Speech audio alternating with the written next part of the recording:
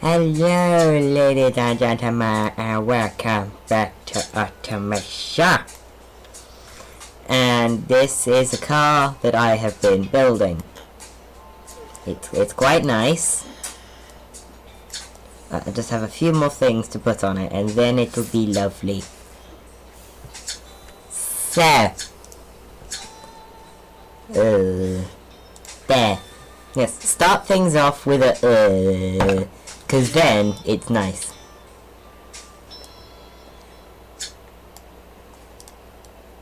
Big badge on the back. So it's called the Vanguard Raptor.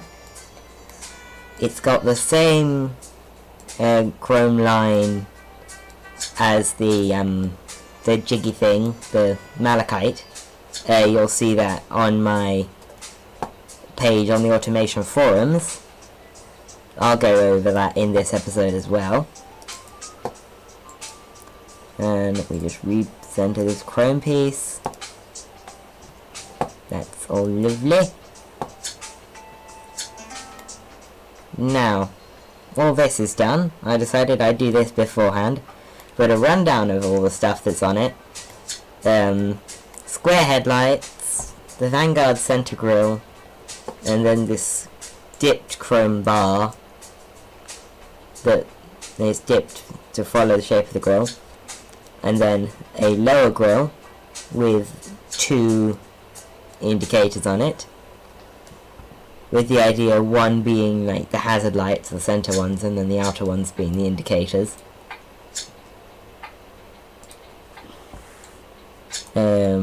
On the sides we've got some chrome bars, and then a chrome handlebar, or the chrome door handle, and then that tails off into the chrome bar. And then in the back we've got this little wing here, these extra chrome bars at the top and bottom of the lights, and then the big Vanguard badge, and two small downwards firing exhausts. It's all pretty lovely. Rear wheel drive, of course, and put it in black. Wait.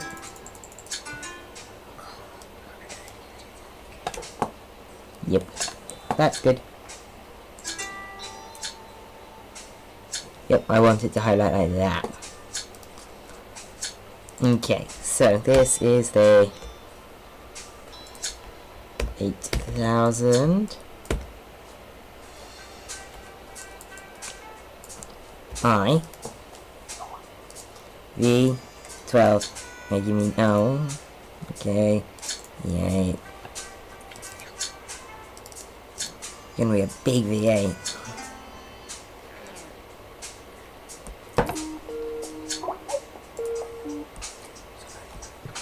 So actually I'm gonna make that a 7500i. This isn't big engine and stuff because it's muscle car. I actually have a Wikipedia page open in the background of the fastest production cars in the world by year. And 1974, I want this to be fastest production car for multiple generations. So this has to be faster than both the Lamborghini Countach LP400 and the Lamborghini Countach LP500 SV. So it's got to do, let me get the page up, it has to do over 182 miles per hour. So 7.5 litre one of these should do fine. No, that's an 8 litre.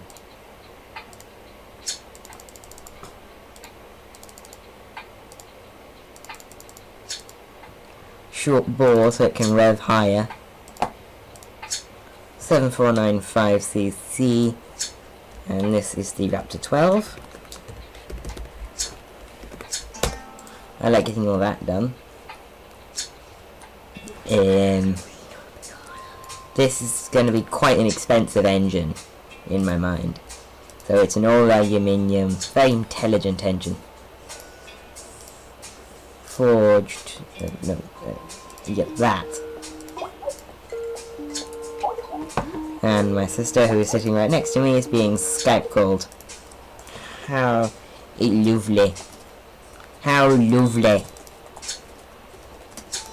But the camera profile up quite high so we can run higher compression.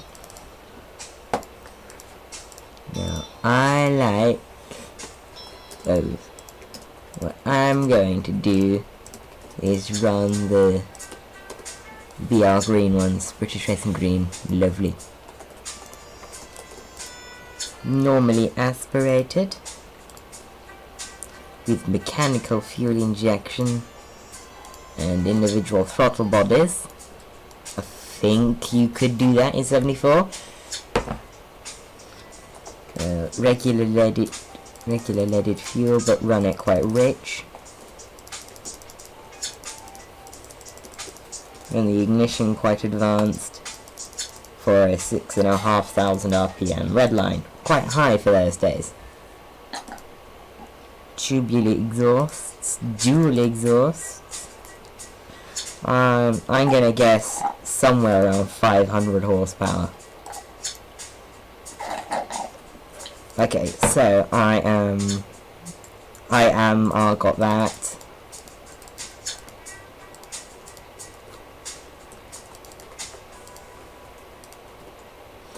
Right, so the power is very much top end.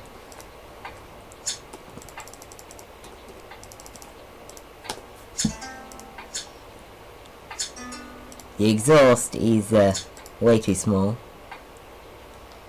That's a good torque band, I must say. It's angled, so you get that onset. 491 horsepower, I wasn't too far off. It's nice and hushed.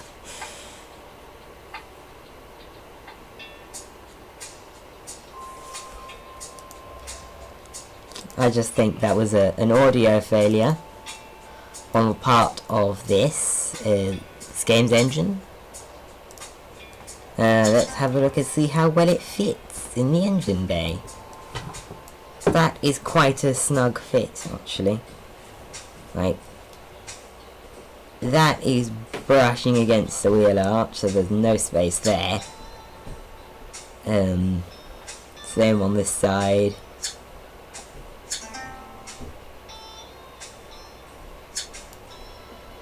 Everything's quite snug fit.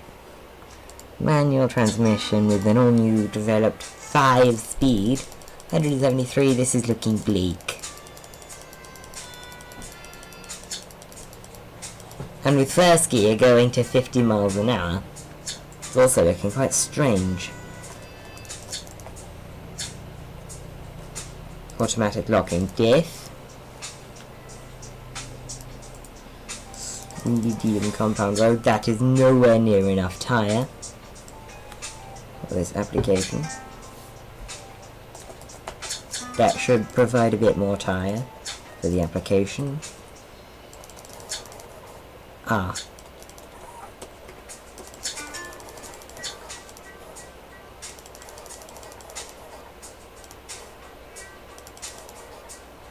Oh. 14s.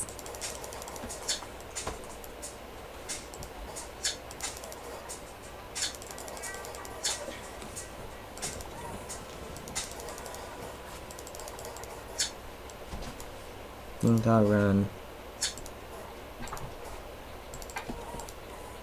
195s in the front so that the grip offset is pretty good.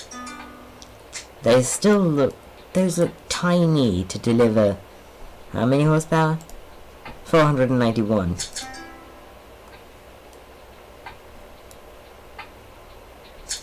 But the rim part, some small 5-spoke alloys.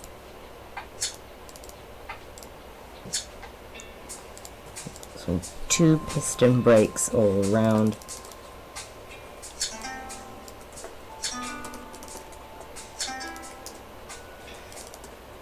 Right, that's gonna be nice.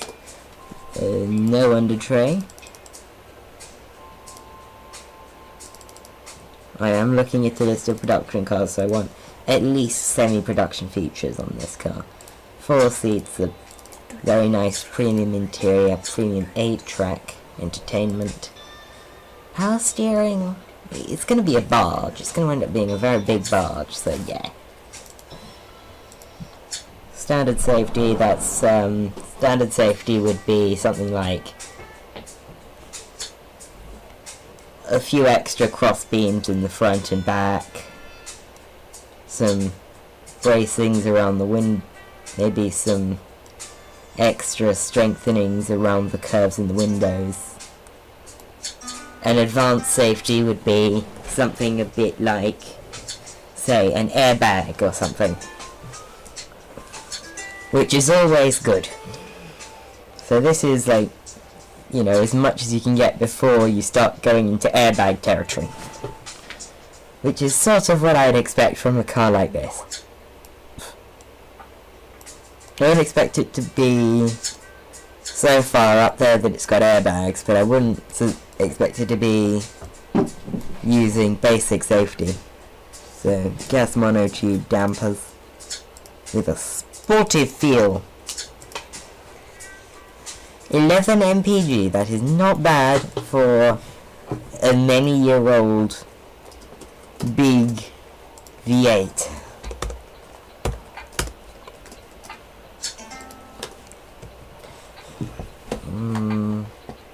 I'm just gonna call this the 7500i.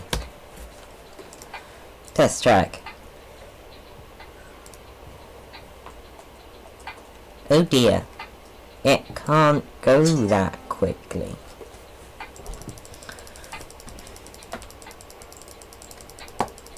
I'm gonna bring it up to an 8 litre, see what it can do.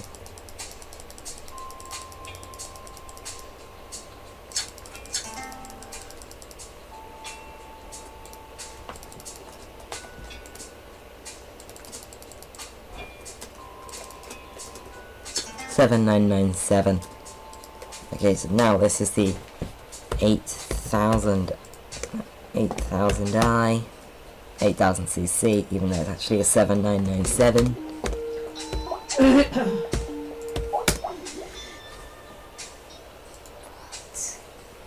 Right, so some extra strengthening there. There'll be some higher thingy of that. I don't know the power outputs of all the fastest, like, all I know is how fast I need it to go, and that's 182. Maybe a performance intake.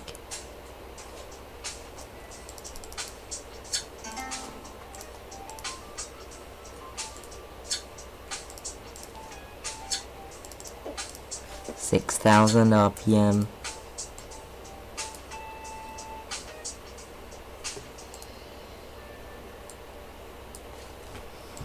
Actually, I might go a little bit more retarded on this, so, and then a bit more of that, so I can run more on there.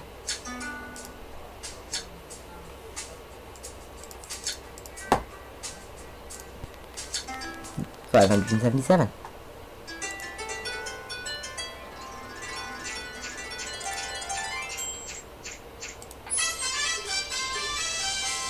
Think maybe if I went like, nope.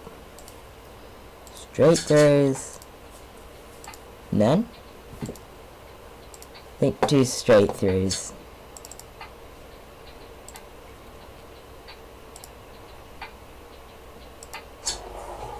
Alright, let's hear it.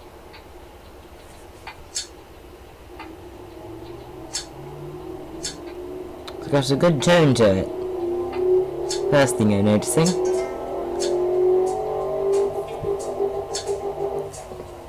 It sounds perfect. Oh, there it is.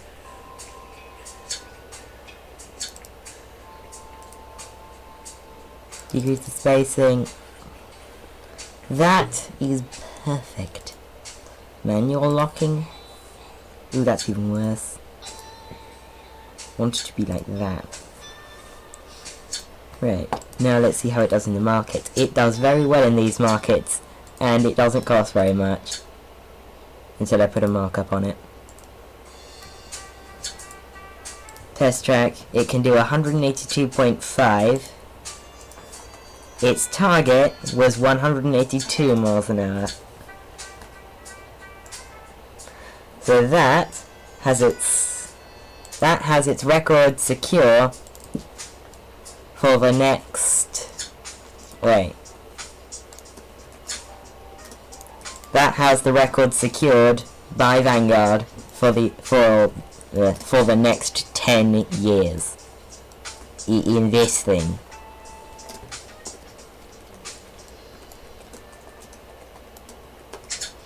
Right. So that was good.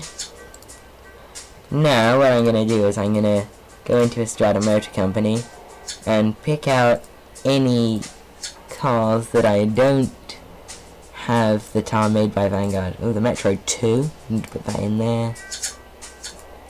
The Malachite Mark 2.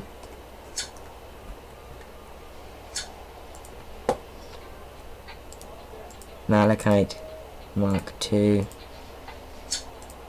Alsatian Mark 1. Raptor Mark 1. Yeah, why is that not working? Right, so then if I go into here, Estrada, sort by name, right, so, oh my gosh, no thank you, nope.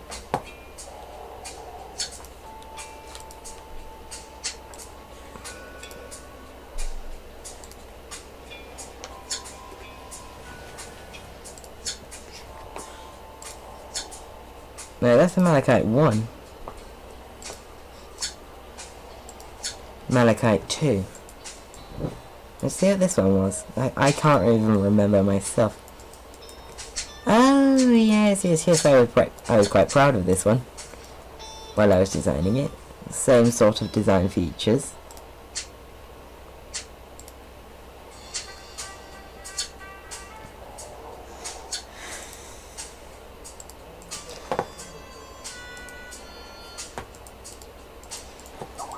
The Raptor Mark 5. I thought that was the Raptor Mark 7. Of course. This is the modern version. The Aston Martin Vulcan body. I think this one's quite nice looking. It only costs, I'd say only, just under $200,000. But it can do 255 miles an hour, 0 to 60 in 2.5. You can see a bit of the engine sticking out the bonnet, but it is an 8-litre twin turbocharged RAC V12. Is it front mid or is it just front? It's just front, it's not front mid, because this one is this one's 4-wheel drive, because yeah, even with that, that's not enough grip. But I do believe 255 miles an hour would make this iteration of the Raptor the fastest front-engine car in the world. Production front-engine car in the world. So that is the Raptor 1. What? I can't remember what the Metro 2 was. Oh yes, I remember now. Happy face and happy face and bright blue. That is actually, it's like a bluish white. If you can see there. It's got these design headlights, the downwards firing exhausts. So really 2 years later, if you bought a Vanguard Metro 2 in 1972, these downward firing exhausts wouldn't really mean anything. But then, 2 years later, the Raptor comes out, fastest car in the world, and it has the same design exhaust.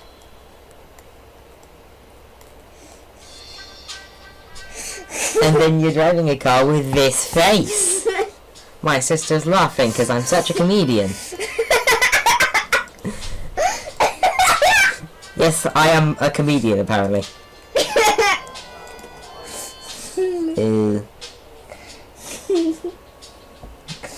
I can't remember what I was going to do.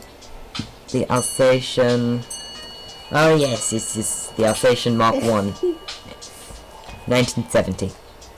It's the bright yellow Pinto thing. Everything from a 1 litre carburetted engine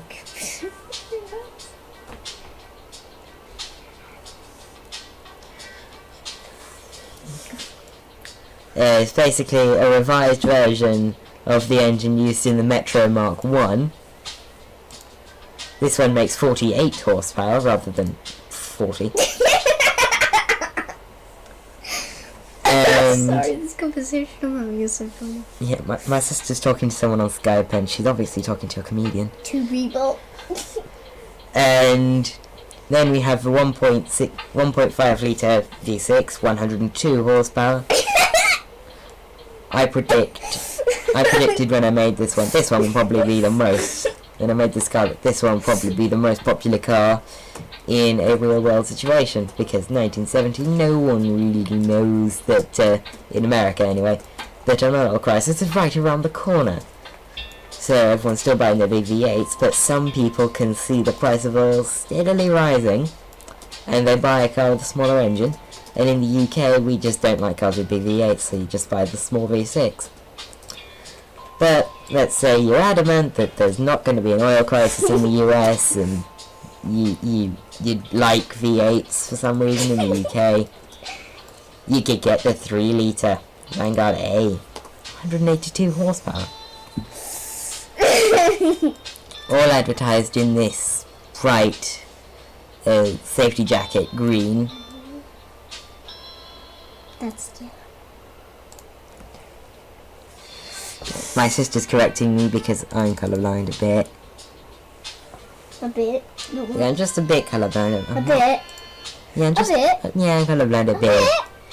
No, this is safety jacket green. That's yellow. No, it's just very it's just very shiny green. No, it's yellow. Yeah, it is yellow. Okay. When your sister, who is younger than you, proves you wrong. But that's exactly the noise I was going to make. I've copyrighted that noise. No, I haven't. It's fine, everyone. You can go yeah if you want to.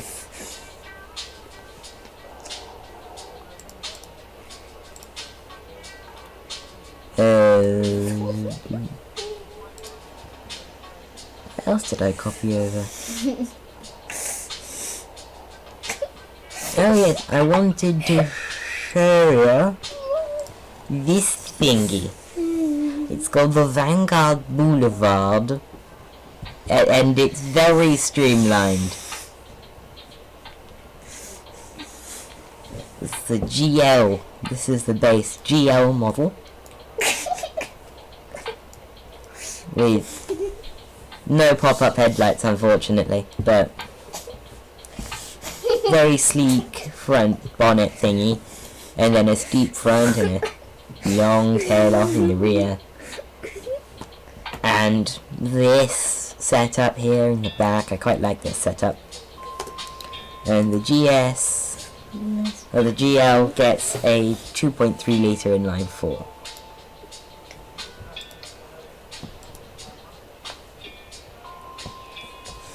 Meanwhile, the GL R, a very powerful version of the GL,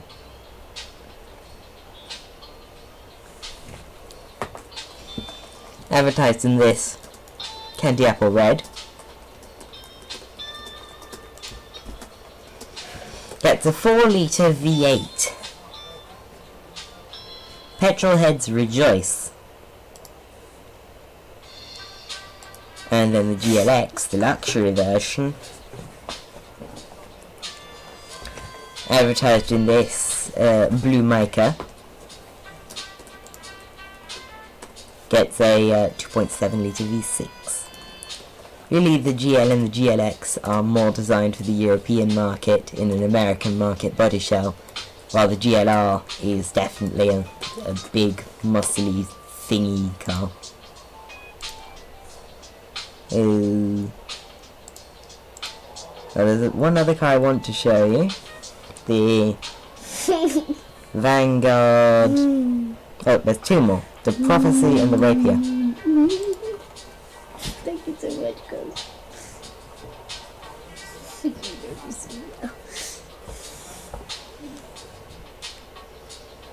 It is a very simple concept.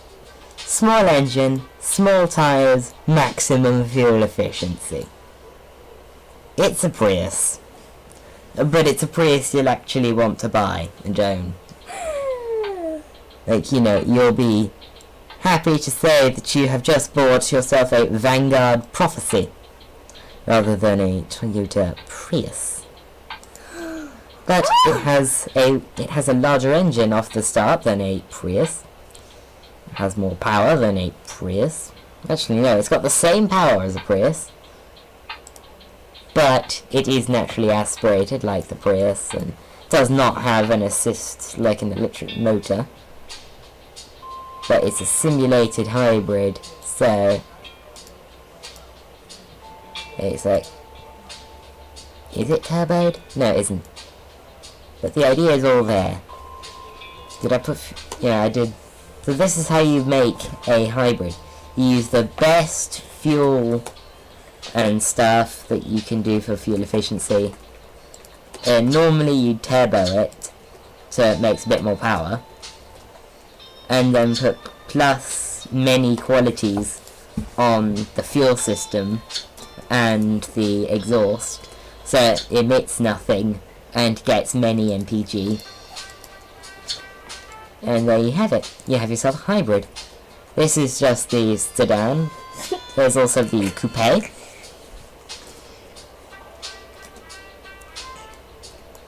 Which I feel most people would buy because it is the most stylish. And then there is also the Whoop, which is actually the estate. I've just named them as if they're for the American market, because, like, well, let's face it, no one in America buys a Prius. Yeah, I know, people do. I've seen them with my own eyes in America. Mark III Prius is quite popular over there. But this is the 96 Vanguard Prophecy. I did put the tech year to 2001. Because I wanted direct fuel injection. One more, where is it?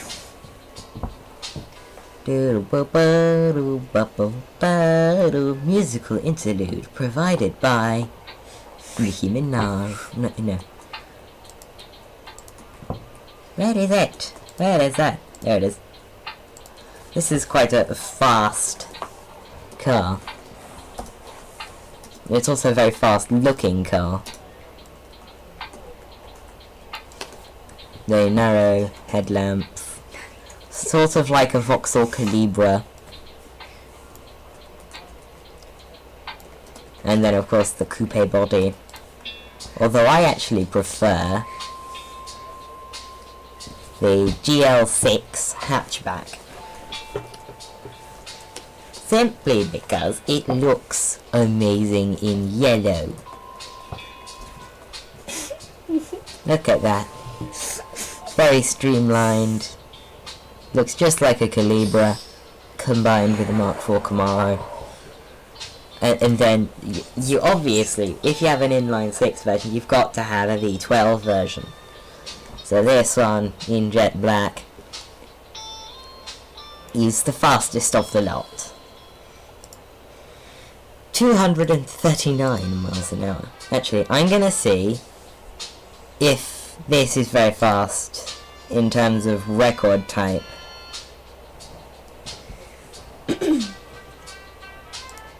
I did not know this. I just checked Wikipedia. This, the GLX 12, would make it the fastest car in the world. And I'm going to check naturally aspirated.